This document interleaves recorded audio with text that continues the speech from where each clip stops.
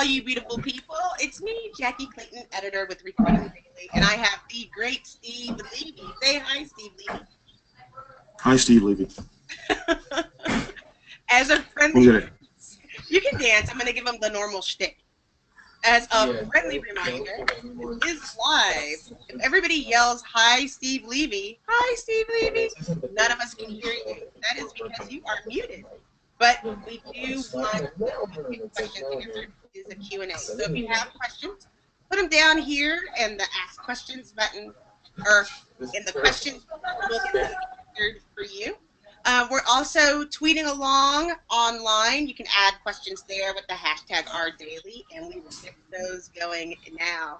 And I can only imagine the things that animals will be tweeting during the show. Now, I've met Steve Levy. I actually met him initially through Facebook. I think I asked something, and he immediately called me, and we had an hour-long conversation. One of the first times we met years ago. And if people don't know who you are, why don't you tell them who you are, Steve Levy? I'm Steve Levy. Since everyone's so here is a sourcer or recruiter of sorts, just 3 words: Steve Levy Recruiting. You can Google me. I think you all know how to do that. It's a real simple Boolean, 3 words: Steve Levy Recruiting. No ands, no ors, no nots, no dots, nothing. Just Steve Levy Recruiting. Say hi to Michael Townsend. Hi, Michael Townsend. He said Steve's great because he's open to helping and sharing and talking with people, and I think that's a great part of you, Steve. That you're Excuse me. I have one thing. I have to make it bigger. The windows, the screen rather, not make the screen bigger. Sorry. Oh. There you go. Adios mio. It's only going to get better, Jackie. Oh, I'm sorry, Jackie. Anyone remembers Jackie? I think we're going to talk a little about recruiting here. It's going to be great. I cannot wait for you to see your Jackie Harry improve. Seriously. Okay, fine. Animal said, what's on your nose? What did he say? He said, what's on your nose? Oh, well, what happened, Animal? True story. A couple of nights ago, I just had forgotten to cut my nails in a long time. In the middle of the night, I just whacked myself in the face and I just sliced. That's all it is. It's a bug. It's not cooties, nothing like that. You know, there's plenty of real estate on this big old schnoz here to, accommodate a few scratches and bruises without really getting in the way. See, I can push it out of the way and no one knows. Wait a second. Here it is. You can't even see it anymore. Tom Bolt said, "What's the over/under on how long it'll take before you get snarky?" I think you've already won on that. Oh, yeah. I mean, come on. This Recruiting Live is rated PG-13R. Yeah, I might as well just get the word douchebag out of the way. Oh, there it is. Harmful, but anyway. I know. But I digress. Anyway. We wanted to talk a little bit about tech recruiting. I know my background has been in tech recruiting, and I know that a lot of people seem to be wanting to get into the market. Why do you think that is? I think tech recruiting is, people tend to be attracted or gravitate towards things that are hot in the market. I think there's a perception that it's relatively easy to get into tech recruiting. You need a knowledge of a couple of buzzwords, a computer, and a company that's wanting to hire you, and bam, the money's going to start rolling in. I mean, those of us who were doing it for a really, really long time. And again, to answer your background, for those who don't know me, I was an engineer for about 15 years. And then there's a crossover period, in which I I started recruiting. So I've actually been recruiting for about 28 years. And with very few exceptions, all of it's been in the technology space. And, I suppose, people do think it's easy to get in. And it is. It's very easy. The barrier to entry into any element of recruiting is easy. And companies are so desperate to find people who know how to recruit technical people that, if you say the right, I'm being somewhat facetious here, but it's not that difficult to get a job as a technical recruiter. It's a real difficult job to, stay in technical recruiting for a very long time. Right. Well, why do you think that is? I mean, I know what you said was obviously a lot of people do want to go into it because it's a hot thing. But why do you think people don't stay along with it? Well, because it's really damn hard. Quite frankly, it's, you know, I think there are two camps of technical recruiting, and there may be a third. And if I, you know, edit myself and add a few more, you know, deal with it. You know, one camp are the people who are buzzword oriented. You know, they can throw the words around and it sounds good, but you know, if they're pressed on a specific deliverable, and it doesn't matter whether it's software development, you know, biochemical hardware, it doesn't really matter. At some point, you know, they're really just looking for the presence of certain keywords. And you know, I'm sure there's some internal algorithm that says, well, if there's enough keywords present, the person must be good. We'll push him on to the hiring manager and just hope to goodness that there's something there that warrants a further interview. Then there's another camp, and that I'm in. You know, a buddy of mine at Sears, Tom Orden, also is a developer in past lives. We actually know we've actually done this stuff. You know, I mean, I back in the 80s, God help me, it's been that long. You know, I was actually building what we used to call expert systems using Lisp and Prolog. You know, just hardcore dev stuff. Obviously, I don't code anymore. God, I don't want to code anymore. But there are things that I've done in the past, personally have done. I've immersed myself into the communities. I know this stuff. You know, I have as my friends hardcore technical people. We lost you.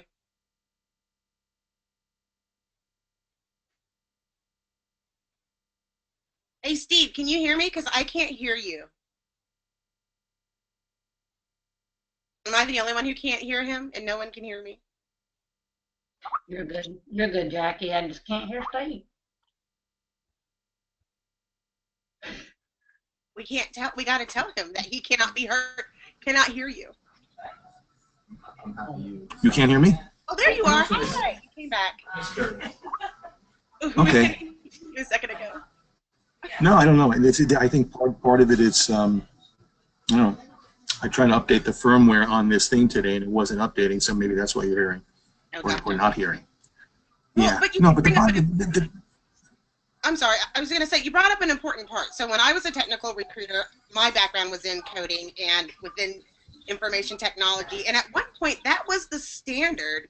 You had to have some kind, with all recruiting positions, they wanted somebody who was an accountant who was looking to change industries, or someone who had a sales background and a technology background. So,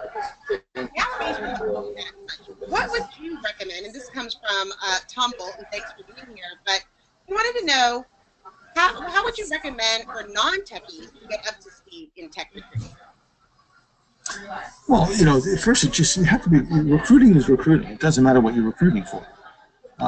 You know, it's the same thing. If I'm going to go talk at it holistically, and I'm not going to differentiate between corporate recruiters and agency recruiters and things of that nature. But hopefully at the beginning of the search, you have to know how to identify what the real job is. You need to know how to do an intake meeting or a strategy session, depending on what you want to call it, and you need to identify what the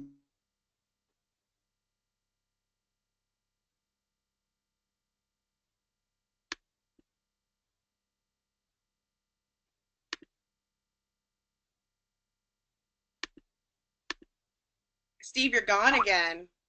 No, Steve. I'm trying to get him back. You know, I know what we're trying to do, and I can answer some of those things as we wait till we get Steve back. But I am unmuted. There you go. Now we can hear you. Hold on. No, I'm going to do something else here. I'm going to shut this off, and I'm going to. Can you hear me now? It is so much better. There's not as much background noise. Yes. Okay, then we'll deal with this then. I apologize, folks. I'm just going right from the computer here. Look, the bottom line is, it doesn't matter. You know, the job description is bad. You know, the real job are the performance, the performance deliverables, and it's language that takes place on a day-to-day basis on the job. You need to know that stuff. You need to know what folks are talking. In my opinion, you need to know things at that deep level in order to be able to jump into the communities. And especially when you're talking about anybody who's got a good deal of experience, especially senior level, or that hardcore, hands-on thinking, come up with new innovative ways. You need to know what you're talking about, and that's just going to come from, to Tom's point, you have to immerse yourself in the communities. There's no faking that thing. One of the things I like to do is, they have these Blank for Dummies books. Yes. I wish more recruiters, tech recruiters, would pick up books like Java for Dummies, Python for Dummies, and read it. They're very easy books to read. And once you completed those, you're going to be head and shoulders above. I'm not kidding. 90% of all the folks who do technical recruiting, because then you start getting into the realm where you can, when you talk to someone, you can ask them something like, "Draw me a picture. Show me the architecture. Point to you in that picture," and then you can start drilling down, and instead of just getting right through that thin, crusty layer, you're down a couple of deeper layers, and that just puts you in a better position to, assess at some further than basic level what they really know and what they don't know, and then pass that information on to the hiring manager. In a long-winded way, if you're going to fake it, you're going to fuck up eventually. Well, one of the things that I've always said, it's okay, it's okay. Nobody can, it's just me and you here. One of the things that I've always, the litmus test for me was asking a technical recruiter the difference between Java and JavaScript. Because they are so completely different, they're completely unrelated, and seeing if they had that understanding. What do you think is another common mistake that technical people who want to get into technical recruiter, or people who don't have a lot of experience, what are those mistakes that they make?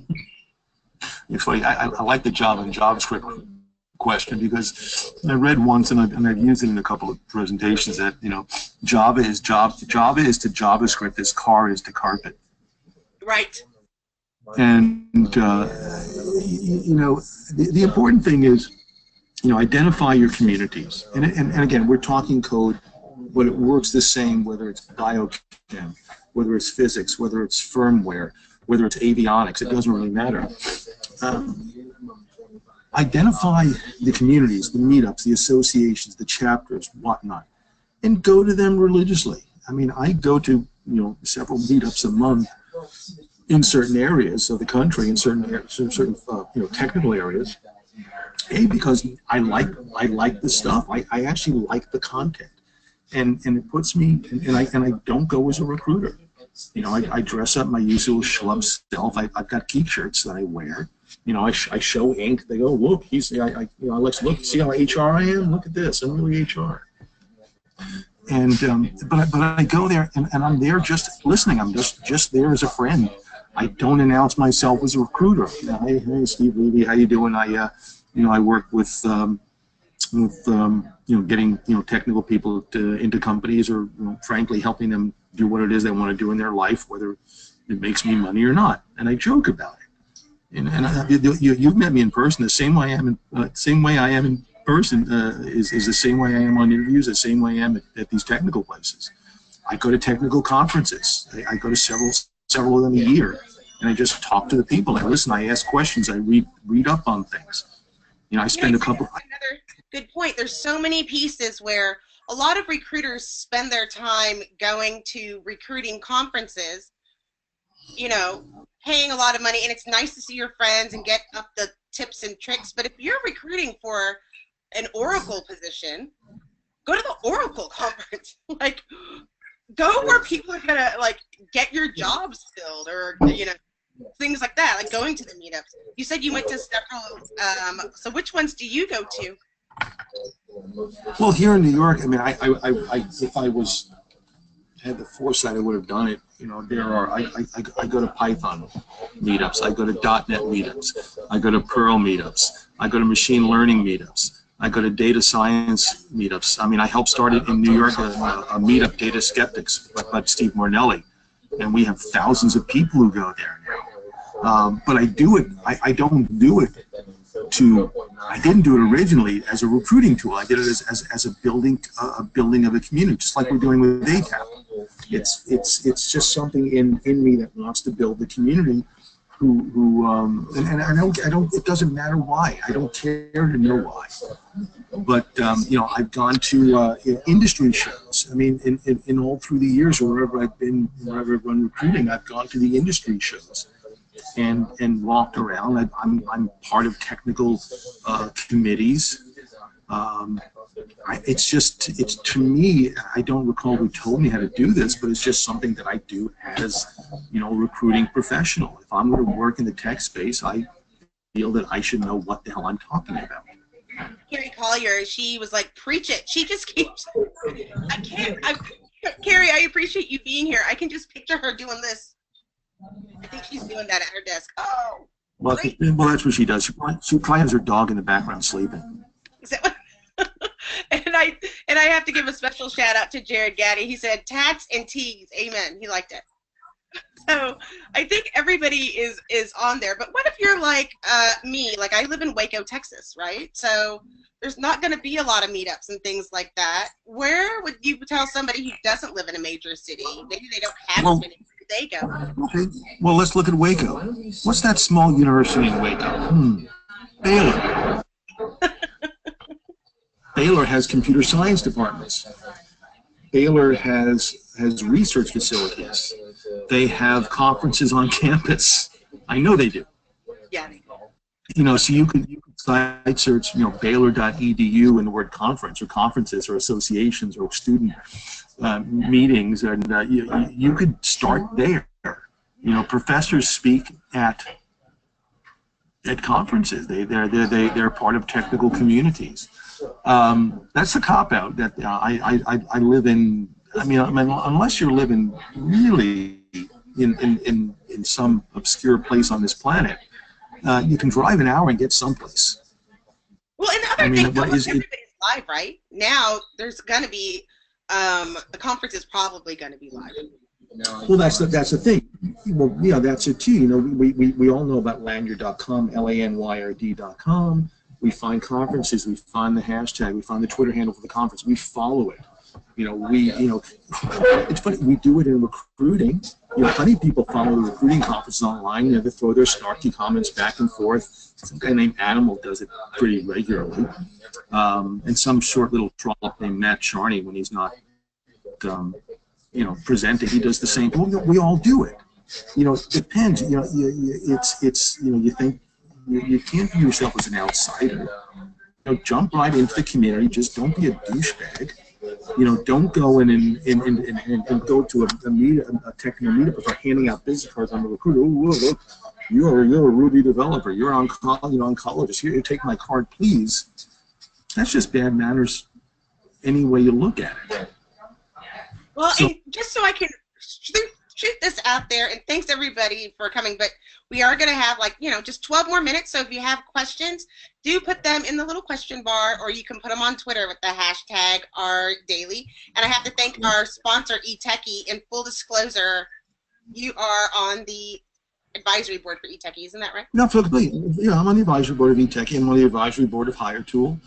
I'm on the advisory board of Crowded.com, and I was on the advisory board. Animal just had a fun quote of a company called Day 100. I like the community. I like helping the community. I like about eTeki is real quickly. It's a high-tech, high-touch way to do technical assessments. Imagine real-life human beings who know their shit. Assessing your candidates, on their technical acumen. On something that is substantially more robust than a coding test. I don't think that the youngsters know that we used to have to figure out if they knew their code first before we sent them to the hiring managers. We didn't have as many. We had two various online tests that you could use. And then the rest of the time, the technical recruiters had to spec to see if they knew that. Do you think that tools help or hurt a technical recruiter in trying to find out how to do it? I mean, if you look at things, we refer people to go to GitHub or to get with those tools. Go on to Reddit, learn some of the things like that.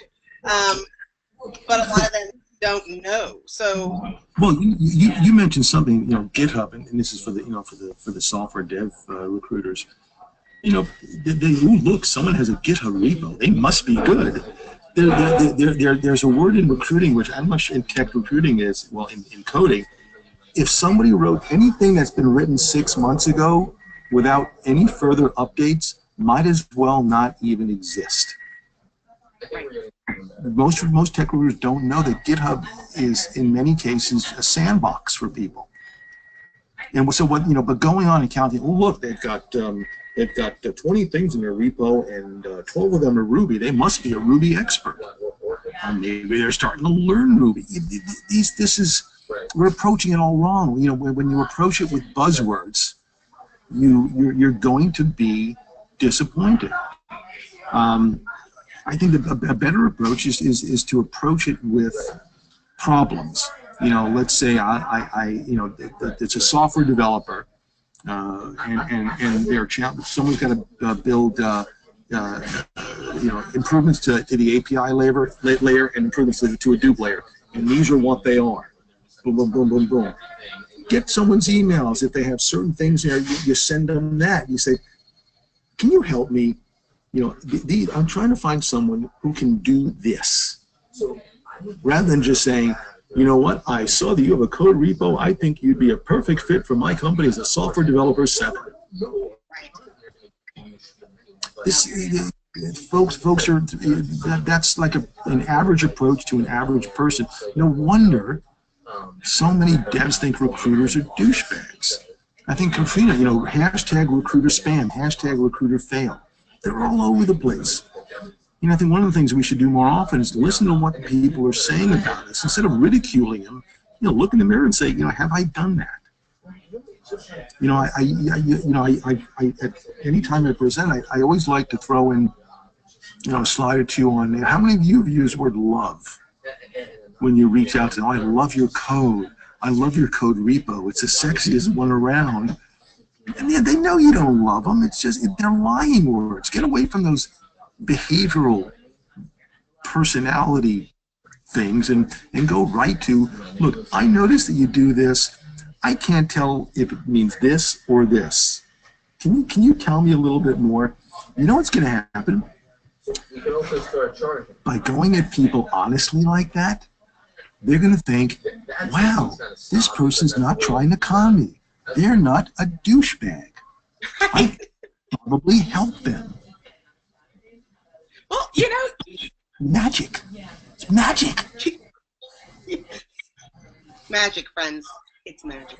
I wanted to bring up another question, and Carrie, thank you so much, Carrie Collier, for bringing this up. But what do you think about HackerRank and those customizable screenings you have?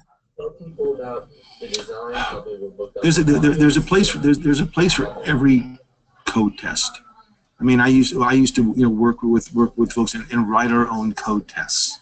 Not really. So there's a place for it. The problem I have, generally speaking, and it's not HackerRank. HackerRank's a good product. If you're having to go through a lot of people, it's a good data point, but it's not the only data point. I think companies use it mistakenly as the data point. Yeah. But it's one data point, and it is useful. But I think it's better if it's combined with multiple data points from different angles. On any given day, the thing that HackerRank could improve upon is how well it mimics real life.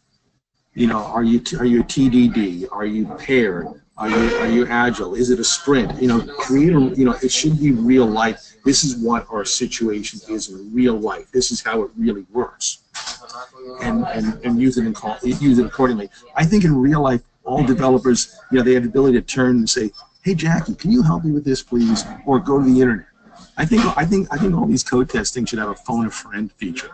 where you're in the middle of it, you know, hey, Jackie, you know what? I'm kind of stuck here. Can you help? Can you help talk me through this problem I'm having? It's real life, and I think we're evolving. An interesting point in asking, and I don't know the answer to this, and I don't know if Steve will know the answer to this, but yes, how are recruiters taking autism into account in tech recruiting? Has that become a factor? I know there's certain organizations that have come up, Autism at Work, and there's a lot of other charities, but I don't know if it's specifically, I haven't seen anything specifically geared towards recruiting. More. I haven't seen it either. I mean, there's some of us, you know, there's something called the Job Accommodation Network. Jan, it's out of University of West Virginia. I'm probably wrong on that one, but the Job Accommodation Network has many accommodations that can take into a national, you know, autism society, and that's not the right name. But yeah, I mean, we're seeing. I've never, not to my knowledge, interviewed anybody with autism. But if so, then you know, anytime we come up against a quote disability, we have to make a reasonable accommodation in everything we do. It's a good point, Jackie. It's just something we need to be aware of more than I think we are. You know, it's an implicit bias, like anything else, and if you're not aware of these biases, you are doomed to make them over and over again, and in the long run, you're going to, in many cases, you're not going to hire great people. So I think what she was asking, and she kind of pointed it out, was about the interviewing process and somebody with those types of disabilities. And I can tell you, it really just depends on the job. Every company is going to be different. Every need is going to be different. I can tell you, as a developer, kind of a personal story, I had to be on a special recruiting group for a special developer. It was so freaking loud. Everybody on the development team used to send text messages, and I was so loud.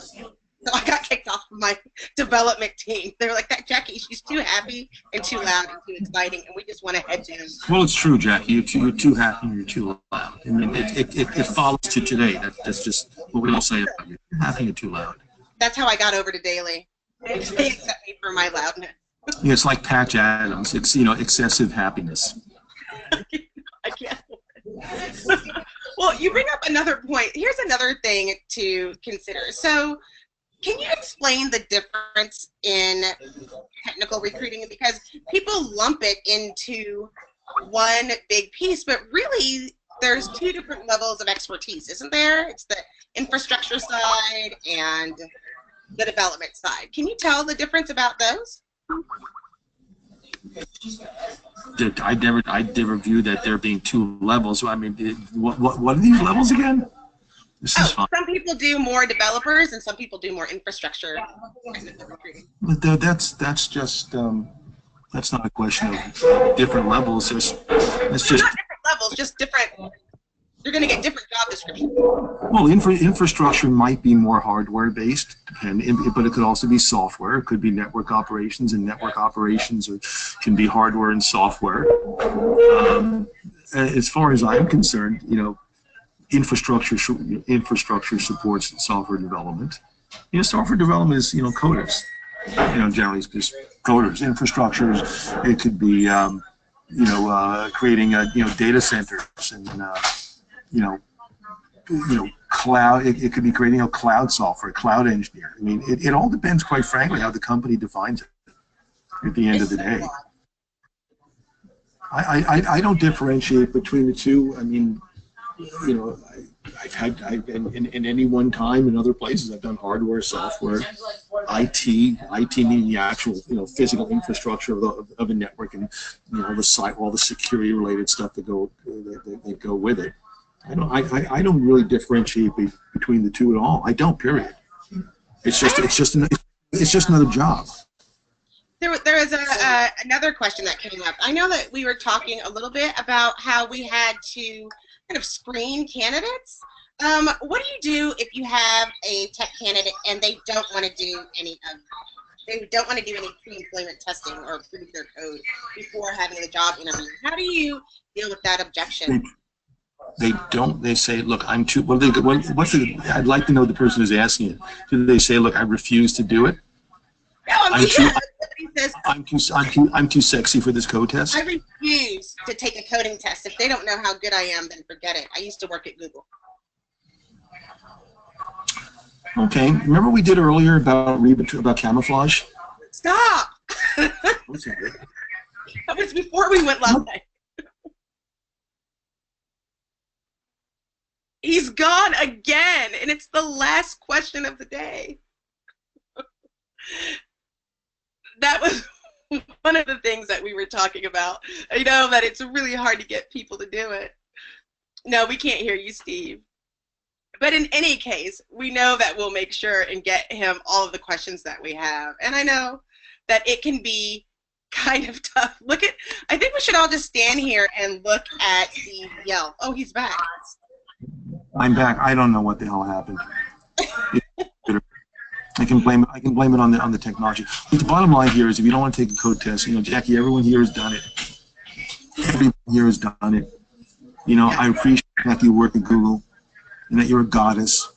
But if you want to work here, you have to do the code test. I'm okay with you not doing the code test, but that means you have to be okay with not working here.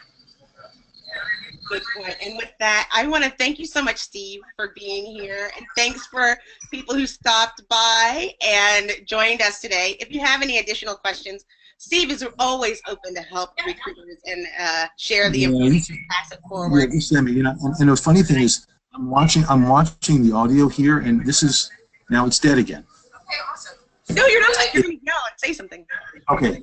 No, it's really fine. But watching it the whole time, I think this is a software problem with something with the computer. It's not mine. I'll debug it later. It's not this because I'm not using this. But yeah, anybody who has questions at all, I'm sure everyone on here, most of you probably have spoken to me anyway. Send me questions. When we wrap this up and post again, Jackie, tell folks any questions that y'all have. I will take them, and we can even talk on the phone. He'll call you if you don't call him. But this is being recorded. It is going to be up later today, and I appreciate you so much, Steve. And wave and say goodbye, Steve. Thanks, guys. Appreciate it. See you next week.